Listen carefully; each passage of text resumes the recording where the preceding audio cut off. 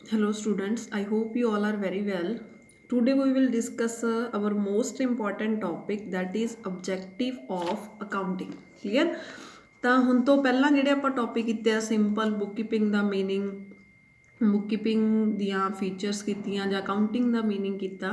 ਹੁਣ ਆਪਾਂ ਕਰਾਂਗੇ ਕਿ ਸਾਡੇ ਅਕਾਊਂਟਿੰਗ ਕਰਨ ਦੇ ਪਿੱਛੇ ਆਬਜੈਕਟਿਵ ਕੀ ਆ, ਮੀਨਸ ਅਸੀਂ ਕਿਉਂ ਅਕਾਊਂਟਸ ਪ੍ਰਪੇਅਰ ਕਰਦੇ ਆ, ਕਿਉਂ ਅਸੀਂ ਸਾਰੀ ਰਿਕਾਰਡਿੰਗ ਕਰਦੇ ਆ, ਉਹਦੇ ਪਿੱਛੇ ਸਾਡਾ ਮਕਸਦ ਕੀ ਹੈ। ਠੀਕ ਹੈ, ਅਕਾਊਂਟਿੰਗ ਕੀ ਸੀ? Accounting is a process of identifying, measuring, recording, summarizing, interpreting and communicating the results of a business. ਆਪਾਂ ਅਕਾਊਂਟਿੰਗ ਦੇ ਵਿੱਚ ਕਿ ਜੋ ਵੀ ਬਿਜ਼ਨਸ ਦੇ ਵਿੱਚ ਟ੍ਰਾਂਜੈਕਸ਼ਨਸ ਹੋ ਰਹੀਆਂ, ਉਹਨਾਂ ਟ੍ਰਾਂਜੈਕਸ਼ਨਸ ਨੂੰ ਆਇਡੈਂਟੀਫਾਈ ਕਰਕੇ, ਮੈਜ਼ਰ ਕਰਕੇ ਉਹਨਾਂ ਦੀ ਇੱਕ ਰਿਪੋਰਟ ਪ੍ਰਪੇਅਰ ਕਰਦੇ ਸੀ ਤਾਂ ਕਿ ਆਪਾਂ ਸਾਰਿਆਂ ਨੂੰ ਦੱਸ ਸਕੀਏ। ਤਾਂ ਹੁਣ ਇਹ ਸਾਰੀ ਅਕਾਊਂਟਿੰਗ ਦੇ ਪਿੱਛੇ ਸਾਡੇ ਆਬਜੈਕਟਿਵ ਕੀ ਆ, ਕਿਉਂ ਅਸੀਂ ਅਕਾਊਂਟਿੰਗ ਕਰਦੇ ਹਾਂ, ਜਾਂ ਅਕਾਊਂਟਿੰਗ ਸਾਨੂੰ ਕਿੱਥੇ ਕਿੱਥੇ ਹੈਲਪਫੁਲ ਆ, ਅਕਾਊਂਟਿੰਗ ਦੇ ਸਾਨੂੰ ਕੀ ਫਾਇਦੇ ਆ, ਸਾਰੇ ਟੌਪਿਕ ਇਹਦੇ 'ਚ ਕਵਰ ਹੋਣਗੇ। ਤਾਂ ਅਕਾਊਂਟਿੰਗ ਦੇ ਜਿਹੜੇ ਦੋ ਤਰ੍ਹਾਂ ਦੇ ਆਬਜੈਕਟਿਵ ਆ, primary objective and secondary objective. Primary ਦਾ ਮਤਲਬ ਮੇਨ ਜਿਹਦੇ ਲਈ ਅਸੀਂ ਅਕਾਊਂਟਿੰਗ ਕਰਦੇ ਹਾਂ। ਸੈਕੰਡਰੀ ਕਿ ਉਹ ਸਾਡੀ ਹੋਰ ਕਾਹਦੇ ਵਿੱਚ ਹੈਲਪ ਕਰਦਾ ਹੈ। ਠੀਕ ਹੈ, ਤਾਂ ਪ੍ਰਾਇਮਰੀ ਆਬਜੈਕਟਿਵ 'ਚ ਆਪਣੇ ਕੋਲ ਹੈ to maintain records, to ascertain profit and loss, to judge financial position. Secondary 'ਚ ਆਪਣੇ ਕੋਲ ਹੈ to portray liquidity position, to file tax return, to communicate information, to enable performance budgeting and to facilitate rational decision making. One by one ਆਪਾਂ detail 'ਚ ਕਰਦੇ ਆ। First objective ਆ ਸਾਡੇ ਕੋਲ to maintain records। ਮੇਨ ਮਕਸਦ ਹੀ ਸਾਡਾ accounting ਦਾ ਕੀ ਹੁੰਦਾ ਹੈ ਕਿ ਅਸੀਂ ਆਪਦੇ ਰਿਕਾਰਡਸ ਮੇਨਟੇਨ ਕਰ ਸਕੀਏ, ਕਿਉਂਕਿ ਅਕਾਊਂਟ ਦਾ ਮਤਲਬ ਹੀ ਕੀ ਆ? ਰਿਕਾਰਡਿੰਗ ਕਰਨਾ। ਅਕਾਊਂਟਿੰਗ ਸਾਡੀ ਸਟਾਰਟ ਹੀ ਕਿੱਥੋਂ ਹੁੰਦੀ ਆ? ਰਿਕਾਰਡਿੰਗ ਤੋਂ ਹੀ ਸਟਾਰਟ ਹੁੰਦੀ ਹੈ। ਇਹਦੇ ਵਿੱਚ ਅਸੀਂ ਸਿਰਫ ਉਹੀ ਟ੍ਰਾਂਜੈਕਸ਼ਨਸ ਰਿਕਾਰਡ ਕਰਾਂਗੇ ਜਿਹੜੀਆਂ ਮੋਨੀਟਰੀ ਹੋਣ। ਮੋਨੀਟਰੀ ਟ੍ਰਾਂਜੈਕਸ਼ਨਸ ਨੂੰ ਰਿਕਾਰਡ ਕਰਨਾ ਆਪਾਂ ਜਿਹੜਾ ਬੁੱਕ ਕੀਪਿੰਗ ਕਹਿ ਦਿੰਦੇ ਆ। ਬੁੱਕ ਕੀਪਿੰਗ ਆ ਜਿਹੜਾ ਉਹ ਅਕਾਊਂਟਿੰਗ ਦਾ ਫਸਟ ਸਟੈਪ ਹੈ ਕਿ ਜਦੋਂ ਰਿਕਾਰਡਿੰਗ ਹੋਊਗੀ, ਰਿਕਾਰਡਿੰਗ ਤੋਂ ਬਾਅਦ ਹੀ ਸਾਡੀਆਂ ਫਰਦਰ ਬਾਕੀ ਫਾਈਨੈਂਸ਼ੀਅਲ ਸਟੇਟਮੈਂਟਸ ਬਣਨੀਆਂ। ਤਾਂ ਅਕਾਊਂਟਿੰਗ ਦਾ ਫਸਟ ਐਂਡ ਫੋਰਮੋਸਟ ਆਬਜੈਕਟਿਵ ਇਹੀ ਹੈ ਕਿ ਅਸੀਂ ਆਪਦੇ ਬਿਜ਼ਨਸ ਦੇ ਵਧੀਆ ਰਿਕਾਰਡ ਰੱਖ ਸਕੀਏ ਕਿ ਸਾਡੇ ਬਿਜ਼ਨਸ 'ਚ ਅਸੀਂ ਕਿੱਥੇ ਕਿੰਨੇ ਐਕਸਪੈਂਸਿਸ ਕਰਤੇ, ਸਾਡੇ ਬਿਜ਼ਨਸ 'ਚੋਂ ਸਾਨੂੰ ਕਿੱਥੋਂ ਇਨਕਮ ਹੋ ਰਹੀ ਆ, ਸਾਡੇ ਬਿਜ਼ਨਸ ਦੀ ਕੀ ਫਾਈਨੈਂਸ਼ੀਅਲ ਪੋਜੀਸ਼ਨ ਹੈ, ਕੀ ਸਾਨੂੰ ਬਿਜ਼ਨਸ ਦੇ ਵਿੱਚੋਂ ਫਾਇਦਾ ਹੋ ਰਿਹਾ, ਆਪਾਂ ਅੱਗੇ ਬਿਜ਼ਨਸ ਕੈਰੀ ਔਨ ਕਰੀਏ ਕਿ ਨਾ ਕਰੀਏ। ਇਹ ਸਾਰਾ ਕੁਝ ਪਤਾ ਕਰਨ ਲਈ ਜਿਹੜੇ ਆਪਾਂ ਨੂੰ ਰਿਕਾਰਡਸ ਚਾਹੀਦੇ, ਉਹ ਰਿਕਾਰਡਸ ਵੀ ਅਕਾਊਂਟਸ 'ਚ ਹੀ ਮੇਨਟੇਨ ਹੁੰਦੇ ਆ। ਤਾਂ ਫਸਟ ਆਬਜੈਕਟਿਵ ਇਹਦਾ ਇਹੀ ਹੈ ਕਿ ਅਸੀਂ ਸਾਰੀ ਰਿਕਾਰਡਿੰਗ ਕਰ ਸਕੀਏ, ਰਿਕਾਰਡਿੰਗ ਕਰਕੇ ਆਪਦੇ ਡਾਟੇ ਨੂੰ ਕਲਾਸੀਫਾਈ ਕਰ ਲਈਏ, ਸਮਰਾਈਜ਼ਿੰਗ ਕਰ ਲਈਏ ਤਾਂ ਕਿ ਅਸੀਂ ਆਪਦੇ ਬਿਜ਼ਨਸ ਦੇ ਫਾਈਨੈਂਸ਼ੀਅਲ ਰਿਜ਼ਲਟਸ ਆ ਜਿਹੜੇ ਉਹ ਪਤਾ ਕਰ ਸਕੀਏ। ਹੁਣ ਬਿਜ਼ਨਸ ਦੇ ਫਾਈਨੈਂਸ਼ੀਅਲ ਰਿਜ਼ਲਟ ਦੋ ਹੁੰਦੇ ਆ, ਇੱਕ ਉਹਨਾਂ ਦਾ ਪ੍ਰੋਫਿਟ ਲੋਸ ਜਾਣਨਾ, ਇੱਕ ਉਹਨਾਂ ਦੀ financial position ਜਾਣਨੀ।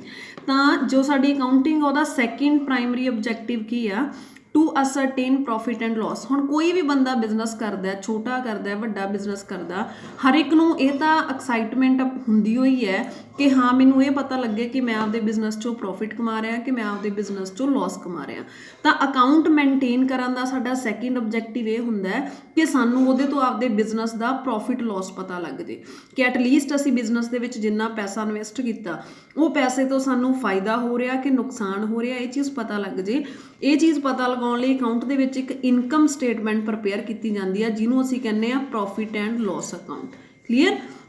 Profit and loss account ਕੀ ਹੁੰਦਾ? ਇਹਦੇ 'ਚ ਇੱਕ ਸਾਈਡ ਅਸੀਂ ਸਾਰੀਆਂ ਇਨਕਮ ਲਿਖ ਲੈਂਦੇ ਹਾਂ, ਐਗਰੀਗੇਟ ਆਫ ਇਨਕਮ ਮਤਲਬ ਟੋਟਲ ਇਨਕਮ ਲਿਖ ਲੈਂਦੇ ਹਾਂ ਕਿ ਸਾਨੂੰ ਕਿੱਥੋਂ ਕਿੱਥੋਂ ਕਮਾਈ ਹੋਈ, ਕਿੰਨੀ ਸੇਲ ਤੋਂ ਇਨਕਮ ਹੋਈ, ਕਿੰਨਾ ਸਾਨੂੰ ਇੰਟਰਸਟ ਮਿਲ ਗਿਆ ਜਾਂ ਕਿੰਨਾ ਸਾਨੂੰ ਕਿਤੋਂ ਕੋਈ ਡਿਸਕਾਊਂਟ ਵਗੈਰਾ ਮਿਲ ਗਿਆ। ਇੱਕ ਸਾਈਡ ਅਸੀਂ ਸਾਰੀ ਇਨਕਮ ਲਿਖ ਲੈਂਦੇ ਹਾਂ, ਇੱਕ ਸਾਈਡ ਅਸੀਂ ਆਪਦੇ ਸਾਰੇ ਐਕਸਪੈਂਸਿਸ ਲਿਖ ਲੈਂਦੇ ਹਾਂ ਕਿ ਸਾਡਾ ਕਿੰਨਾ ਰੈਂਟ ਹੈ, ਕਿੰਨੀ ਅਸੀਂ ਆਪਦੇ ਜਿਹੜੇ ਇੰਪਲੋਈਜ਼ ਆ ਉਹਨਾਂ ਨੂੰ ਸੈਲਰੀ ਦੇਤੀ, ਕਿੰਨਾ ਸਾਡਾ ਕੋਈ ਇੰਟਰਸਟ ਪੇਮੈਂਟ ਹੈ, ਕਿੰਨਾ ਸਾਡਾ ਰॉ ਮਟੀਰੀਅਲ ਪਰਚੇਸ ਕਰਨ 'ਤੇ ਖਰਚਾ ਆ ਗਿਆ। ਤਾਂ ਅਕਾਊਂਟ ਦੇ ਵਿੱਚ ਜੇ ਅਸੀਂ ਸਾਰੇ ਰਿਕਾਰਡ ਮੇਨਟੇਨ ਕੀਤੇ ਹੋਣਗੇ ਫਿਰ ਹੀ ਸਾਨੂੰ ਜਿਹੜਾ ਹੈਗਾ ਇਹ ਐਗਰੀਮੈਂਟਸ ਮਿਲਨੇ ਆ ਇਨਕਮ ਦੇ ਤੇ ਐਕਸਪੈਂਸਿਸ ਦੇ। ਤੇ ਇਹਨਾਂ ਐਗਰੀਗੇਟਸ ਦੀ ਹੈਲਪ ਦੇ ਨਾਲ, ਇਹਨਾਂ ਦੇ ਟੋਟਲ ਦੇ ਹੈਲਪ ਨਾਲ ਆਪਾਂ ਪ੍ਰੋਫਿਟ ਐਂਡ ਲੋਸ ਅਕਾਊਂਟ ਬਣਾਵਾਂਗੇ ਜਿਹਦੇ ਤੋਂ ਸਾਨੂੰ ਬਿਜ਼ਨਸ ਦੇ ਵਿੱਚ ਸਾਨੂੰ ਪ੍ਰੋਫਿਟ ਹੋ ਰਿਹਾ ਕਿ ਲੋਸ ਹੋ ਰਿਹਾ ਇਹ ਚੀਜ਼ ਪਤਾ ਲੱਗੂਗੀ। ਤਾਂ ਅਕਾਊਂਟਿੰਗ ਦਾ ਸੈਕਿੰਡ ਆਬਜੈਕਟਿਵ ਇਹ ਆ ਕਿ ਜੋ ਅਸੀਂ ਬਿਜ਼ਨਸ ਕਰ ਰਹੇ ਹਾਂ ਉਹਦੇ 'ਚ ਸਾਨੂੰ ਪ੍ਰੋਫਿਟ ਹੋ ਰਿਹਾ ਕਿ ਲੋਸ ਹੋ ਰਿਹਾ, ਅਸੀਂ ਉਹ ਇਹਦੀ ਹੈਲਪ ਨਾਲ ਪਤਾ ਲਗਾਉਂਦੇ ਹਾਂ। ਥਰਡ ਆਬਜੈਕਟਿਵ ਹੈ ਅਕਾਊਂਟਿੰਗ ਦਾ ਟੂ ਜੱਜ ਦਾ ਫਾਈਨੈਂਸ਼ੀਅਲ ਪੋਜੀਸ਼ਨ। ਹੁਣ ਇੱਥੋਂ ਦਾ ਸਿਰਫ ਸਾਨੂੰ 1 ਸਾਲ ਦੀ ਇਨਕਮ ਪਤਾ ਲੱਗੀ ਆ ਕਿ ਸਾਲ 'ਚ ਕਿੰਨਾ ਪ੍ਰੋਫਿਟ ਹੈ ਜਾਂ ਕਿੰਨਾ ਲੋਸ ਆ। ਉਸ ਤੋਂ ਬਾਅਦ ਅਸੀਂ ਆਪਦੇ ਬਿਜ਼ਨਸ ਦੀ ਫਾਈਨੈਂਸ਼ੀਅਲ ਪੋਜੀਸ਼ਨ ਜੱਜ ਕਰਨੀ ਆ ਤਾਂ ਕਿ ਅਸੀਂ ਫੈਸਲਾ ਲੈ ਸਕੀਏ, ਅਸੀਂ ਡਿਸੀਜ਼ਨ ਲੈ ਸਕੀਏ ਕਿ ਆਪਾਂ ਇਹ ਬਿਜ਼ਨਸ ਨੂੰ ਅੱਗੇ ਕਰਨਾ ਕਿ ਨਹੀਂ ਕਰਨਾ। ਹੁਣ ਪੋਜੀਸ਼ਨ ਦੀ ਜੱਜਮੈਂਟ ਕਰਨ ਲਈ ਅਸੀਂ ਕੀ ਪ੍ਰਪੇਅਰ ਕਰਦੇ ਹਾਂ, ਬੈਲੈਂਸ ਸ਼ੀਟ ਪ੍ਰਪੇਅਰ ਕਰਦੇ ਹਾਂ। ਬੈਲੈਂਸ ਸ਼ੀਟ ਕੀ ਹੁੰਦੀ ਹੈ, ਇਹ ਇੱਕ ਤਰ੍ਹਾਂ ਦੀ ਲਿਸਟ ਹੁੰਦੀ ਹੈ ਜਿਹਦੇ 'ਚ ਅਸੀਂ ਆਪਦੇ ਬਿਜ਼ਨਸ ਦੇ ਸਾਰੇ ਐਸਿਡ ਤੇ ਸਾਰੀਆਂ ਲਾਇਬਿਲਿਟੀਜ਼ ਲਿਖਦੇ ਹਾਂ। ਐਸਿਡ ਦਾ ਮਤਲਬ ਕੀ ਹੁੰਦਾ, ਸੰਪਤੀ। ਸੰਪਤੀ ਮੀਨ ਸਾਡੀ ਪ੍ਰੋਪਰਟੀ, ਸਾਡੇ ਕੋਲੇ ਰਿਸੋਰਸ। ਜਿਵੇਂ ਆਪਾਂ ਘਰੇ ਕਹਿ ਦਿੰਦੇ ਆ ਕਿ ਸਾਡਾ ਇੰਨੀ ਜਗ੍ਹਾ 'ਚ ਘਰ ਆ, ਇੰਨੀ ਸਾਡੇ ਕੋਲੇ ਜ਼ਮੀਨ ਆ, ਇੰਨੀਆਂ ਸਾਡੇ ਕੋਲੇ ਗੱਡੀਆਂ, ਉਹ ਤੁਹਾਡੇ ਕੀ ਆ, ਐਸਿਡਸ ਹੈ। ਸਿਮਿਲਰਲੀ ਬਿਜ਼ਨਸ 'ਚ ਕੀ ਐਸਿਡ ਹੋਣਗੇ ਕਿ ਬਿਜ਼ਨਸ ਦੀ ਇੰਨੀ ਬਿਲਡਿੰਗ ਆ, ਇੰਨੀ ਜ਼ਮੀਨ 'ਤੇ ਬਿਜ਼ਨਸ ਬਣਿਆ ਹੋਇਆ, ਇੰਨੇ ਉਹਦੇ ਕੋਲੇ ਮਸ਼ੀਨਰੀਆਂ ਹੈਗੀਆਂ, ਉਹ ਸਾਰੇ ਬਿਜ਼ਨਸ ਦੇ ਐਸਿਡਸ ਹੈ। ਲਾਇਬਿਲਿਟੀਜ਼ ਦਾ ਮਤਲਬ ਹੁੰਦਾ ਦੇਣਦਾਰੀਆਂ, ਕਿ ਬਿਜ਼ਨਸ ਦੀਆਂ ਕਿੰਨੀਆਂ ਓਬਲੀਗੇਸ਼ਨਸ ਆ, ਬਿਜ਼ਨਸ ਨੇ ਕਿਹਨੂੰ ਕਿਹਨੂੰ ਪੈਸਾ ਦੇਣਾ। ਤਾਂ ਬੈਲੈਂਸ ਸ਼ੀਟ ਆਪਾਂ ਇੱਕ ਸਟੇਟਮੈਂਟ ਬਣਾਉਂਦੇ ਹਾਂ ਜਿਹਦੇ 'ਚ ਇੱਕ ਸਾਈਡ ਆਪਾਂ ਆਪਦੇ ਸਾਰੇ ਐਸਿਡ ਲਿਖ ਲੈਂਦੇ ਹਾਂ ਵੀ ਸਾਡੇ ਕੋਲੇ ਕੀ ਕੀ ਪ੍ਰੋਪਰਟੀ ਹੈ, ਇੱਕ ਸਾਈਡ ਆਪਾਂ ਸਾਰੀਆਂ ਲਾਇਬਿਲਿਟੀਜ਼ ਲਿਖ ਲੈਂਦੇ ਹਾਂ ਕਿ ਬਿਜ਼ਨਸ ਦੇ ਸਿਰ ਕਰਜ਼ੇ ਕਿੰਨੇ ਆ। ਉੱਥੋਂ ਸਾਨੂੰ ਬਿਜ਼ਨਸ ਦੀ ਫਾਈਨੈਂਸ਼ੀਅਲ ਪੋਜੀਸ਼ਨ ਪਤਾ ਲੱਗ ਜਾਂਦੀ ਆ। ਹੁਣ ਫੋਰ ਐਗਜ਼ਾਮਪਲ ਆਪਾਂ ਲਈਏ ਇੱਕ ਬਿਜ਼ਨਸ ਹੈ ਕਿ ਉਹਦੇ ਕੋਲੇ ਐਸਿਡ 15 ਲੱਖ ਦੇ ਆ, ਆਪਦੀ ਮਸ਼ੀਨਰੀ ਲੈਂਡ ਬਿਲਡਿੰਗ 15 ਲੱਖ ਦੀ ਆ, ਤੇ ਉਹਦੇ ਸਿਰ ਜਿਹੜੀਆਂ ਲਾਇਬਿਲਿਟੀਜ਼ ਆ ਉਹ ਹੈਗੀਆਂ 5 ਲੱਖ ਦੀਆਂ। ਹੁਣ 15 ਲੱਖ ਦੇ ਪਿੱਛੇ 5 ਲੱਖ ਲਾਇਬਿਲਿਟੀ, ਮਤਲਬ ਬਿਜ਼ਨਸ ਦੀ ਪੋਜੀਸ਼ਨ ਆ ਜਿਹੜੀ ਸਾਊਂਡ ਹੈ, ਉਹ ਬਿਜ਼ਨਸ ਸਹੀ ਚੱਲ ਸਕਦਾ।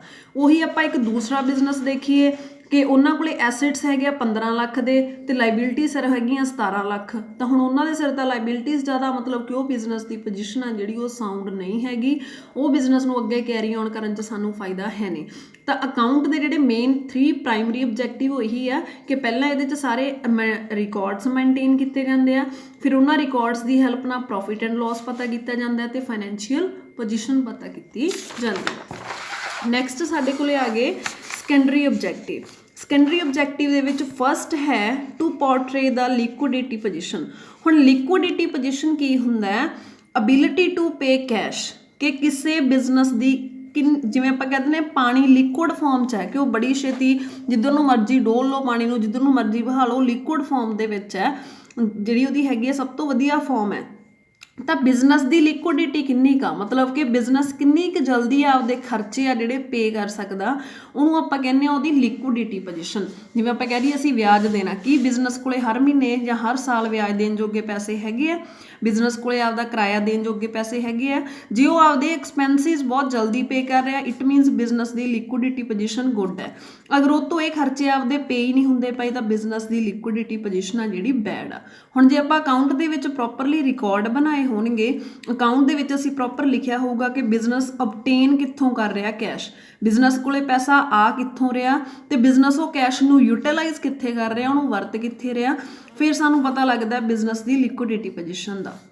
ਤਾਂ ਅਕਾਊਂਟ ਦਾ ਸੈਕਿੰਡ ਆਬਜੈਕਟਿਵ ਇਹ ਹੈ ਕਿ ਅਕਾਊਂਟ ਸਾਨੂੰ ਕਿਸੇ ਵੀ ਬਿਜ਼ਨਸ ਦੀ ਲਿਕੁਇਡਿਟੀ ਪੋਜੀਸ਼ਨ ਦੱਸਦਾ ਹੈਗਾ ਕਿ ਕਿਸੇ ਬਿਜ਼ਨਸ ਦੇ ਵਿੱਚ ਕਿੰਨਾ ਪੈਸਾ ਕਿੱਥੋਂ ਆਉਂਦਾ, ਕਿਵੇਂ ਉਹ ਯੂਜ਼ ਕਰ ਰਹੇ ਆ। ਕਲੀਅਰ।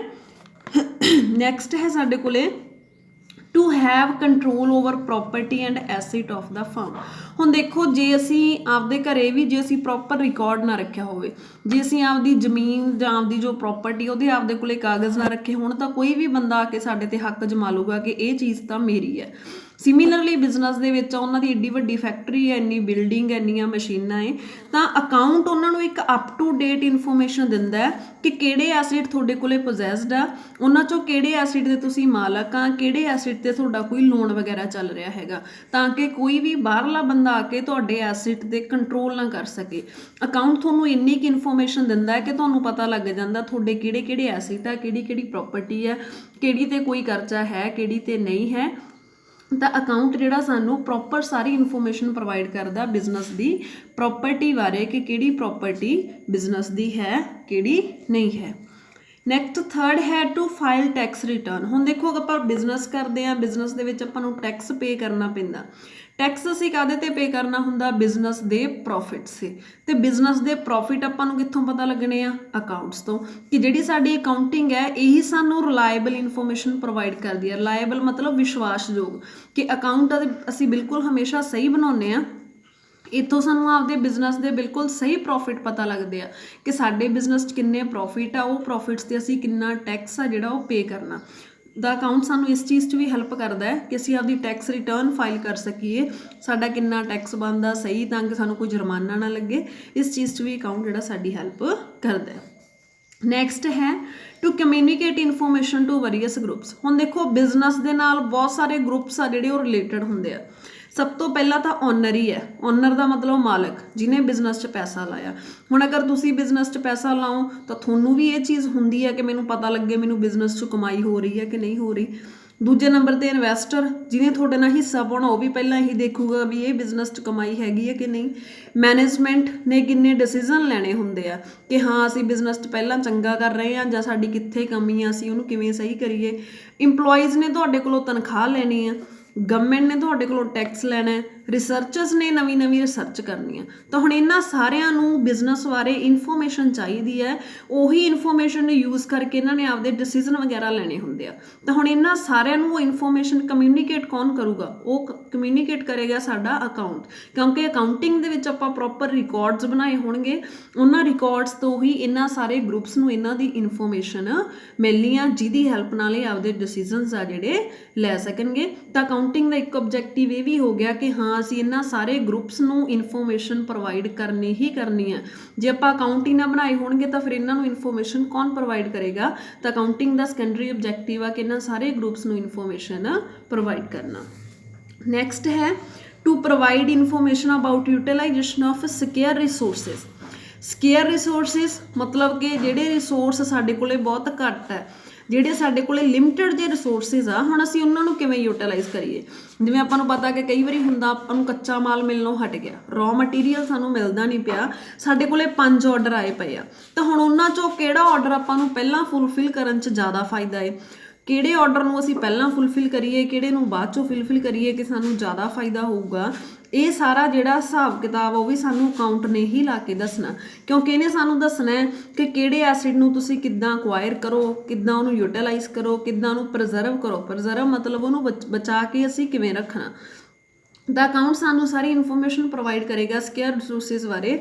ਫੋਰ ਐਗਜ਼ਾਮਪਲ ਆਪਾਂ ਕਹੀਏ ਕਿ ਜਦੋਂ ਨੋਟਬੰਦੀ ਹੋਈ ਸੀ ਉਦੋਂ ਸਾਨੂੰ ਬੈਂਕਾਂ ਦੇ ਵਿੱਚੋਂ ਪਹਿਲਾਂ 2,000 ਹੀ ਮਿਲਦਾ ਸੀ, ਪੈਸੇ ਘੱਟ ਸੀ, ਜ਼ਰੂਰਤਾਂ ਸਾਡੀਆਂ ਬਹੁਤ ਸੀ, ਤਾਂ ਆਪਾਂ ਇੱਕ ਅਕਾਊਂਟ ਕਰਕੇ ਚੱਲਦੇ ਸੀ। ਅਕਾਊਂਟ ਮਤਲਬ ਪਹਿਲਾਂ ਲੇਖਾ ਜੋਖਾ ਕਰਕੇ ਚੱਲਦੇ ਸੀ ਕਿ ਅੱਜ ਵਾਲੇ ਪੈਸਿਆਂ ਨਾਲ ਆਪਾਂ ਪਹਿਲਾਂ ਕਿਹੜਾ ਖਰਚਾ ਕੱਢੀਏ। ਤਾਂ ਉਹਦੇ 'ਚ ਸਕੇਅਰ ਰਿਸੋਰਸਿਸ ਆ ਜਿਹੜੇ ਤੁਹਾਡੇ ਕੋਲੇ, ਕਿ ਜਦੋਂ ਤੁਹਾਡੇ ਕੋਲੇ ਕੋਈ ਰਿਸੋਰਸ ਬਹੁਤ ਥੋੜ੍ਹਾ ਹੈ ਤਾਂ ਅਸੀਂ ਉਹਦੀ ਬੈਸਟ ਯੂਜ਼ ਕਿਵੇਂ ਕਰੀਏ, ਅਸੀਂ ਉਹਦੇ ਤੋਂ ਆਪਦੀ ਕਿਹੜੀ ਜ਼ਰੂਰਤ ਪਹਿਲਾਂ ਪੂਰੀ ਕਰੀਏ, ਕਿਹੜੀ ਜ਼ਰੂਰਤ ਬਾਅਦ 'ਚੋਂ ਪੂਰੀ ਕਰੀਏ। ਇਹ ਚੀਜ਼ ਵੀ ਸਾਨੂੰ ਅਕਾਊਂਟ ਦੱਸਦਾ, ਕਿਉਂਕਿ ਅਕਾਊਂਟ ਦੇ ਵਿੱਚ ਆਪਾਂ ਹਿਸਾਬ ਕਿਤਾਬ ਲਾਉਂਦੇ ਹਾਂ ਕਿ ਕਿੱਧਰੋਂ ਜ਼ਿਆਦਾ ਫਾਇਦਾ, ਕਿੱਧਰੋਂ ਜ਼ਿਆਦਾ ਨੁਕਸਾਨ ਹੈ। ਤਾਂ ਜਿੱਧਰੋਂ ਸਾਨੂੰ ਜ਼ਿਆਦਾ ਫਾਇਦਾ ਹੁੰਦਾ ਅਸੀਂ ਉਸ ਸਾਈਡ ਆ ਜਿਹੜਾ ਪਹਿਲਾਂ ਉਹ ਚੀਜ਼ ਨੂੰ ਵਰਤ ਲਾਂਗੇ। ਨੈਕਸਟ ਹੈ ਟੂ ਅਨੇਬਲ ਪਰਫਾਰਮੈਂਸ ਬਜਟਿੰਗ।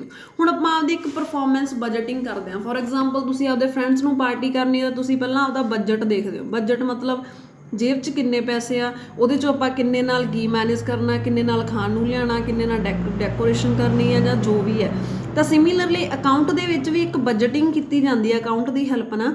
ਵੀ ਆਪਾਂ ਪਹਿਲਾਂ ਆਪਦਾ ਇੱਕ ਟਾਰਗੇਟ ਸੈੱਟ ਕਰ ਲੈਂਦੇ ਹਾਂ ਕਿ ਸਾਡੇ ਬਿਜ਼ਨਸ 'ਚ ਸਾਡੇ ਕੋਲੇ 5 ਲੱਖ ਹੈ, ਤਾਂ ਉਹ 5 ਲੱਖ ਦੇ ਨਾਲ ਆਪਾਂ ਸਾਰੇ ਬਿਜ਼ਨਸ ਨੂੰ ਕਿਵੇਂ ਮੈਨੇਜ ਕਰਨਾ ਹੈ। ਜੇ ਕੋਈ ਡੈਵੀਏਸ਼ਨ ਆਉਂਦੀ ਆ, ਮਤਲਬ ਜੇ ਕੋਈ ਕਮੀ ਰਹਿੰਦੀ ਆ, ਤਾਂ ਫਿਰ ਉਹ ਕਮੀ ਨੂੰ ਕਿਵੇਂ ਸਹੀ ਕਰਨਾ, ਉਹਦੇ ਲਈ ਰੈਮੀਡੀਅਲ ਮੈਜ਼ਰਸ ਆ ਜਿਹੜੇ ਉਹ ਵੀ ਸਾਨੂੰ ਅਕਾਊਂਟ 'ਚੋਂ ਮਿਲ ਜਾਂਦੇ ਆ। ਕਿਉਂਕਿ ਅਕਾਊਂਟ ਦੇ ਵਿੱਚ ਆਪਾਂ ਦੇਖਦੇ ਹਾਂ ਕਿ ਜੇ ਮੰਨ ਲਓ ਕਿਸੇ ਸਾਲ ਸਾਨੂੰ ਪ੍ਰੋਫਿਟ ਘੱਟ ਹੋ ਗਏ ਤਾਂ ਫਿਰ ਅਗਲੇ ਸਾਲ ਆਪਾਂ ਪ੍ਰੋਫਿਟ ਨੂੰ ਕਿਵੇਂ ਇਨਕਰੀਜ਼ ਕਰਨਾ ਹੈ, ਕਿਵੇਂ ਆਪਦੀਆਂ ਸੇਲਸ ਇਨਕਰੀਜ਼ ਕਰਨੀਆਂ ਜਾਂ ਕਿਵੇਂ ਖਰਚੇ ਘਟਾਉਣੇ ਆ। ਪਰਫਾਰਮੈਂਸ ਬਜਟਿੰਗ ਦਾ ਮਤਲਬ ਵੀ ਇਹ ਹੈ ਕਿ ਅਸੀਂ ਆਪਦਾ ਇੱਕ ਬਜਟ, ਅਸੀਂ ਆਪਦਾ ਇੱਕ ਟਾਰਗੇਟ ਸੈੱਟ ਕਰ ਲੈਂਦੇ ਹਾਂ ਵੀ ਆਪਾਂ ਇੰਨਾ ਕੰਮ ਕਰਨਾ ਹੈ, ਫਿਰ ਉਹਦੇ 'ਚ ਜੇ ਕੋਈ ਕਮੀ ਰਹਿੰਦੀ ਆ ਤਾਂ ਉਹ ਕਮੀ ਨੂੰ ਕਿਵੇਂ ਸਹੀ ਕਰਨਾ। ਇਹ ਸਾਰੇ ਕਾਸੇ 'ਚ ਵੀ ਸਾਡੀ ਅਕਾਊਂਟ ਹੈ ਜਿਹੜਾ ਹੈਲਪ ਕਰਦਾ। ਦੈਨ ਹੈ to provide information about internal reporting, ਕਿ ਅੰਦਰ ਜੋ ਬਿਜ਼ਨਸ ਦੇ ਰਿਪੋਰਟਸ ਚਾਹੀਦੀਆਂ। ਹੁਣ ਦੇਖੋ ਬਿਜ਼ਨਸ ਦੇ ਵਿੱਚ ਜੇ ਕੋਈ ਕਮੀ ਰਹਿ ਗਈ ਤਾਂ ਉਹ ਕਮੀ ਨੂੰ ਕੱਢਣ ਲਈ ਮੈਨੇਜਰਸ ਨੇ ਡਿਸੀਜ਼ਨ ਲੈਣਾ। ਜੇ ਕੁਛ ਬਿਜ਼ਨਸ 'ਚ ਬਹੁਤ ਵਧੀਆ ਹੋ ਰਿਹਾ ਤਾਂ ਉਹਨੂੰ ਹੋਰ ਜ਼ਿਆਦਾ ਗਰੋ ਕਰਨ ਲਈ ਮੈਨੇਜਰ ਨੇ ਡਿਸੀਜ਼ਨ ਲੈਣਾ। ਤਾਂ ਫਿਰ ਹੁਣ ਬਿਜ਼ਨਸ 'ਚ ਕੀ ਚੰਗਾ ਅਤੇ ਕੀ ਮਾੜਾ, ਇਹ ਸਾਰੀ ਰਿਪੋਰਟ ਵੀ ਉਹਨਾਂ ਨੂੰ ਕਿੱਥੋਂ ਮਿਲਣੀ ਆ? ਅਕਾਊਂਟਿੰਗ ਤੋਂ ਹੀ ਮਿਲਣੀ ਆ। ਫਿਰ ਹੀ ਉਸ ਰਿਪੋਰਟ ਦੀ ਹੈਲਪ ਦੇ ਨਾਲ ਇਹਨਾਂ ਨੇ ਫਰਦਰ ਡਿਸੀਜ਼ਨ ਆ ਜਿਹੜੇ ਲੈਣੇ ਆ। ਤਾਂ ਮੈਨੇਜਰਸ ਨੂੰ ਵੀ ਇੰਟਰਨਲ ਰਿਪੋਰਟਿੰਗ ਜਿੰਨੀ ਵੀ ਚਾਹੀਦੀ ਆ, ਉਹਨਾਂ ਨੂੰ ਅੰਦਰੋਂ ਜਿੰਨੀਆਂ ਵੀ ਰਿਪੋਰਟਸ ਚਾਹੀਦੀਆਂ ਉਹ ਵੀ ਸਾਰੀਆਂ ਅਕਾਊਂਟਿੰਗ ਤੋਂ ਮਿਲਦੀਆਂ। ਨੈਕਸਟ ਲਾਸਟ ਜਿਹੜਾ ਸਾਡੇ ਕੋਲ ਹੈ ਹੈਲਪਫੁਲ ਇਨ ਰੈਸ਼ਨਲ ਡਿਸੀਜ਼ਨ ਮੇਕਿੰਗ। ਜਦੋਂ ਆਪਾਂ ਬਿਜ਼ਨਸ ਕਰਦੇ ਹਾਂ ਸਾਨੂੰ ਬਹੁਤ ਸਾਰੇ ਫੈਸਲੇ ਲੈਣੇ ਪੈਂਦੇ ਆ, ਬਹੁਤ ਡਿਸੀਜ਼ਨ ਲੈਣੇ ਪੈਂਦੇ ਆ, ਅਤੇ ਇਹਨਾਂ ਡਿਸੀਜ਼ਨਸ ਦੇ ਵਿੱਚ ਵੀ ਉਹਨਾਂ ਦੀ ਅਕਾਊਂਟ ਨੇ ਹੀ ਹੈਲਪ ਕਰਨੀ ਹੁੰਦੀ ਆ। ਜਿੱਦਾਂ ਫਸਟ ਡਿਸੀਜ਼ਨ ਆ ਸਾਡੇ ਕੋਲੇ ਚੂਜ਼ਿੰਗ ਮੋਸਟ ਪ੍ਰੋਫਿਟੇਬਲ ਮਿਕਸ, ਕਿ ਕਿਹੜਾ ਮਿਕਸ ਸਾਡੇ ਲਈ ਜ਼ਿਆਦਾ ਵਧੀਆ। ਜਦੋਂ ਆਪਾਂ ਕੰਮ ਸਟਾਰਟ ਕਰਦੇ ਹਾਂ, ਫੋਰ ਐਗਜ਼ਾਮਪਲ ਆਪਾਂ ਕੱਪੜਿਆਂ ਦਾ ਵੀ ਕੰਮ ਸਟਾਰਟ ਕਰਦੇ ਹਾਂ, ਤਾਂ ਉਹਦੇ ਵਿੱਚ ਵੀ ਆਪਾਂ ਦੇਖਦੇ ਹਾਂ ਕਿ ਅਸੀਂ ਰੈਡੀਮੇਡ ਸੇਲ ਕਰੀਏ ਕਿ ਅਸੀਂ ਅਨਸਟਿਚ ਅਤੇ ਰੈਡੀਮੇਡ ਦੋਨੇ ਸੇਲ ਕਰੀਏ।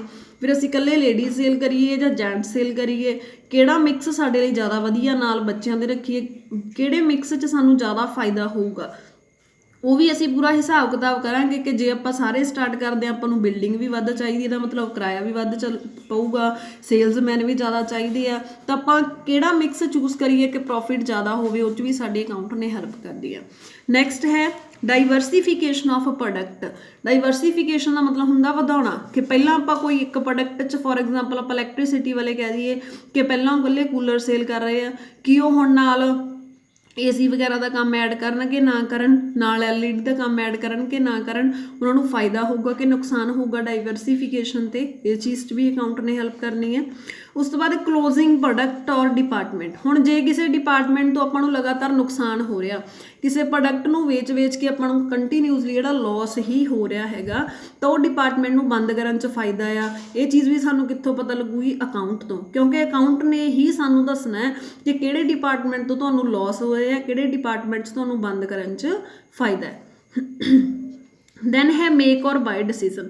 ਹੁਣ ਜਦੋਂ ਕੋਈ ਬਿਜ਼ਨਸ ਕੁਛ ਮੈਨੂਫੈਕਚਰ ਕਰਦਾ ਤਾਂ ਉਹ ਸਾਰਾ ਕੁਛ ਆਪ ਨਹੀਂ ਬਣਾਉਂਦਾ, ਉਹਦੇ ਲਈ ਉਹ ਡਿਸੀਜ਼ਨ ਲੈਂਦੇ ਆ। ਜਿਵੇਂ ਹੁਣ ਮੰਨ ਲਓ ਆਪਾਂ ਕਹਿ ਦਈਏ ਕਾਰ ਬਣਾਉਣ ਵਾਲੇ ਆ, ਤਾਂ ਉਹ ਕਾਰ ਬਣਾਉਣ ਵਾਲੇ ਟਾਇਰ ਖੁਦ ਬਣਾਉਣੇ ਉਹਨਾਂ ਨੂੰ ਸਸਤੇ ਪੈ ਰਹੇ ਕਿ ਉਹਨਾਂ ਨੂੰ ਬਾਹਰੋਂ ਖਰੀਦ ਕੇ ਵਿੱਚ ਫਿੱਟ ਕਰਨੇ ਸਸਤੇ ਪੈ ਰਹੇ ਆ।